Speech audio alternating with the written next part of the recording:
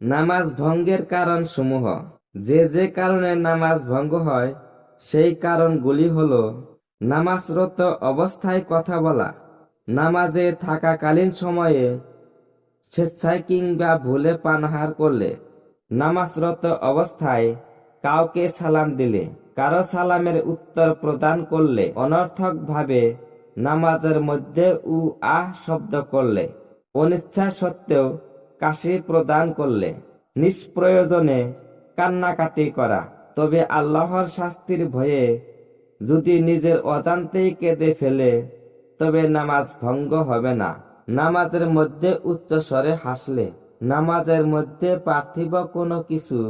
প্রার্থনা করলে, নামাজের কোনো ফরজ কাজ পরিত্যাগ করলে, নামাজে যে সত্য ঢাকা হয় তার 4/1 খুলে গেলে, নামাজের মধ্যে কোনো লেখা দেখে তা পাঠ করলে, চাই তা কোরআন মাজিদ হোক অথবা অন্য কোনো লেখা হোক, কেবলার দিক হতে অন্য দিকে সিনা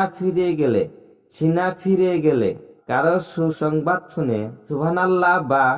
আলহামদুলিল্লাহ বললে, কারো দুঃসংবাদ শুনে ইন্না লিল্লাহ বললে, বিনা উজুতে নামাজ পড়লে, কোনো কাজ বেশি সময় ধরে করলে, কোনো হাসিদাতার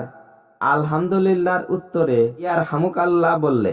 ইমামের মুক্তাদি ব্যতীত অন্য লোকের লোকমা গ্রহণ করলে, ইচ্ছাকৃতভাবে নামাজের মধ্যে কোরআন মাজিদ ভুল পড়লে, নাপাক জায়গায় সিজদা করলে, নামাজের মধ্যে নিদ্রা ঢলে পড়লে, সিজদা অবস্থায় দুপা ভূমি হতে উঠিয়ে ফেললে, নেশাগ্রস্ত অবস্থায় নামাজ পড়লে, ছোট শিশুকে কোলে তুলে দুগ্ধ পান করলে নামাজ নষ্ট হয়ে যায়। যদি কারণ নামাজ নষ্ট হয়ে যায় তবে পুনরায় নামাজ আদায় করতে হবে।